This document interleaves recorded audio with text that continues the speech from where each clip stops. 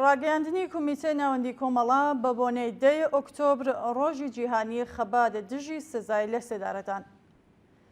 لە سەروبەندی 10 ئۆکتۆبر ڕۆژی جیهانی خەبات دژی سزای لە سێدارەدان. ئەم ڕۆژە دەرفەتێکە بۆ ڕاوەستان و بیرکردنەوە لەسەر یەکێک لە قێزەوەنترین کردەوەکان کە هێشتا لە نزیکەی 50 وڵاتی جیهاندا بەردەوامە. ئەوەی کە لە کۆتایی دەیەی دووەمی سەدەی 21دا هێشتا دەوڵەتەکان بە شێوەیەکی یاسایی مرۆڤەکان دەکوژن نەتەنها نیشانەی کارەساتێکی گەورەی مرۆیە، بەڵکو گیان سەختبوون و پانتایی مێژووی و جیهانی ئەم دیاردەیەمان پیشان دەدات. هیچ گرنگ نییە چ ناوێک لەسەر ئەم جنایەتە دادەنین، پاراستنی ئەمنیەتی وڵات، ئاین، ئیدۆلۆژی، نەتەوە یان خەبات لەگەڵ بناژۆیی. ئەوەی کە بایەخی هەیە بربەڕیەتێکە کە بەڕێوە دەچێت. هەمووی ئەم جنایەتانە نیشانەی بێبایەخبوونی پێگەی مرۆڤە لە پەیوەندی کۆمەڵایەتی زاڵدا. دەستگا تەبلیغاتیەکانی ڕژیمەکان بە شێوەیەکی فریوکارانە دەرکردن و بەڕێوەبردنی سزای لە سێدارەدان لە ژێرناوی ئامرازی کەمکردنەوەی ڕێژەی تاوان و جنایەت بردنە سەرەوەی ئاسی ئەمنیەتی کۆمەڵایەتی و دابینکردنی عەداڵەتی ناو کۆمەلگا پاساو دەکەن. بەڵام ئەزمموی هەموو کۆمەلگای مرۆڤایەتی و ئامار و داتاکان پێمان دەڵێن کە ڕاستیەکەی بە تەواوەتی پێچەوانەی ئەمەیە. لە هیچ کۆمەلگایەکدا سزای لە سێدارەدان و قەتڵی سیستماتیکی دەوڵەتی ناتوانێت ڕێژەی تاوان و جنایەت کەم بکاتەوە. بە پێچەوانە لە سێدارەدان هەستی تۆڵەکردنەوە و توندوتیژی بەهێزتر دەکات.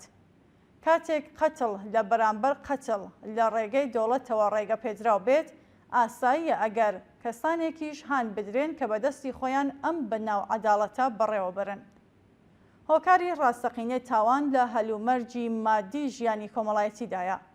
مرۆڤەکان هەر لە سەرەتاوە وەک تاوانبار و بکوژ و قاچاقچی و جنایەتکار لەدایک نابن، بەڵکو ئەوە هەلومەرجی مادی ژیانی کۆمەڵایەتیەکە بەرەو کردداری تاوانکاری و جنایەتیان دەبات.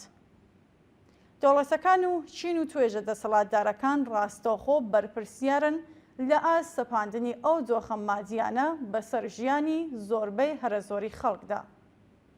سزای لە سێدارەدان هیچ شتێک نییە بێجگە لە کوشتنی لە ئەنقەستی دەوڵەتی. ئەو کەسانەی شیاوی سزادانن کە بەستێنێکی کۆمەڵایەتی ئەو تۆیان خۆڵقاندووەکە دەبێتە هۆی سەرهەڵدانی دیاردەی تاوانکاری تیادا ڕژیمی کۆماری ئیسلامی لە ماوەی 47 ساڵی دەسەڵاتیدا سەلماندوویەتی کە یەکێک لە هارترین ڕژیمەکانی بەڕێوەبەری سزای لە سێدارەدانە. تەنیا لە ساڵی 2025دا کۆماری ئیسلامی بە لە سێدارەدانی لانیکەم 1100 کەس لە ڕیزبەندی یەکەمی جیهانیدایە.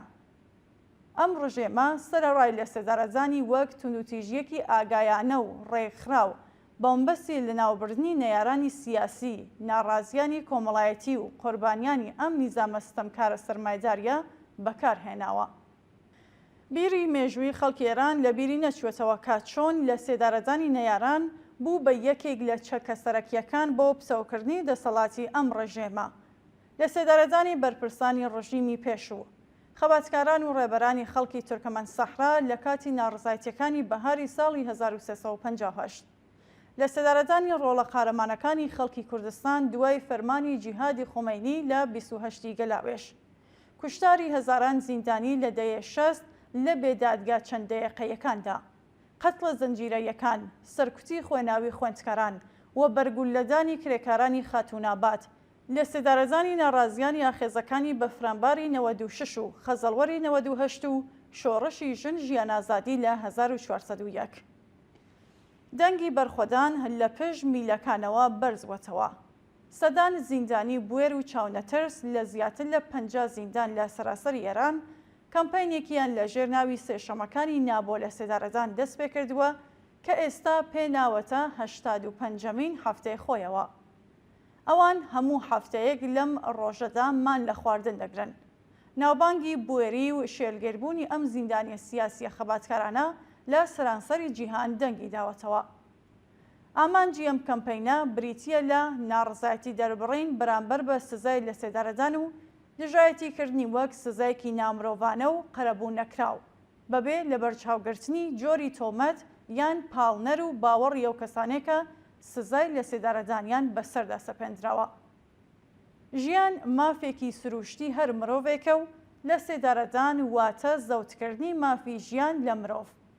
هیچ کەسێک بۆی نییە مرۆڤێکی دیکە لە ژێر هەر پاسا و بیانوویەکدا لەم مافە سروشتیە بێبەش بکات. هەڵوەشانەوەی سزای لە سێدارەدان بەمانای ئەوەیە کە گیانی مرۆڤ خۆی لە خۆیدا جێگای ڕێزە. لە سێدارەدان نەک هەر دەرفەتێکی پێداچوونەوە و پێکێنانی ئاڵوگۆڕ لە خۆیاندا و قەرەبووکردنەوەی هەڵەکانیان لە تاکەکان دەستێنێ، بەڵکو کۆمەڵگاکان لە ڕێکاری ئینسانی و کاریگەر بۆ چارەسەرکردنی کێشە کۆمەڵایەتی و یاساییەکان بێبەش دەکات. لە زۆرێک لە وڵاتەکانی جیهان گەیشتوونەتە ئەو ئاکامەی کە سزای لە سێدارەدان نەک هەر ڕێگری لە تاوان ناکات، بەڵکو لە زۆر حاڵەتدا نادادپەروەری قەرەبوو نەکراوەی لێ دەکەوێتەوە. بەڵام لە بارودۆخی سیاسی ئێستادا سیاسەتی لە سێدارەدان نەک تەنها ناتوانێت کۆمەلگا چاوترسێن بکات، بەڵکو بڵێرسەکانی تووڕەئی و ناڕزایەتی خەڵک زیاتر دەگەشێنێتەوە. وە مانگرتنە بەرینەکرێکاریەکان، ناڕزایەتی ژنان، معەلیمان، خوێندکاران و خانەنشینان نیشانەی ئەوەیە کە جەماوەری ستەملێکراوی ئێران عەزمیان جەزم کردووەکە بە درێژەدانی خەباتی خۆیان پێداویستیەکانی ڕووخاندنی شۆڕەشگێرانەی کۆماری ئیسلامی دابین بکەن. ئەگەر خەبات بۆ هەڵوەشانەوەی سزای لە سێدارەدان وەک قەتڵی لە ئەنقەستی دەوڵەتی بابەتێکە کە پێویستە پێگیرانە و لە هەموو بارودۆخێکدا بەرەو پێش بچێت، گرنگی ئەم خەباتە لە بارودۆخی ئێستادا کە ڕژیم بە پەرەپێدانی لە سێدارەدان بە شوێن ئامانجگەلێکی سیاسی دیاریکراوەیە چەند هێندەیە.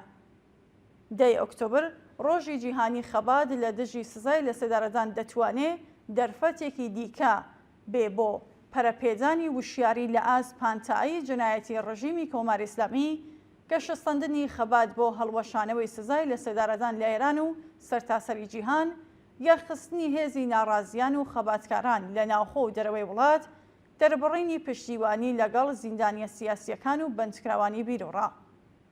هەڵوەشانەوەی سزای لە سێدارەدان بەبێ هیچ شەرت و مەرجێک و لە هەموو بارودۆخێکدا نەک تەنها مەسەلەیەکی مرۆڤانەیە، بەڵکو هەنگاوێکە بۆ دروستکردنی کۆمەڵگایەکی دادپەروەرتر و مرۆڤانەتر.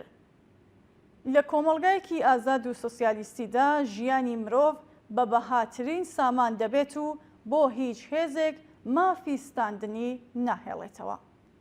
ئاگری ژێر خۆڵەمێشی نەفرەت و بێزاری جەماوەر دژ بە ڕژیمی پەت و سێدارە هیچ کات خامۆژ نەبووە و بڵێسەکانی خەبات و خۆڕاگری جەماوەر لە سەرتاسەری وڵات بەردەوام لە گەشانەوەدایە.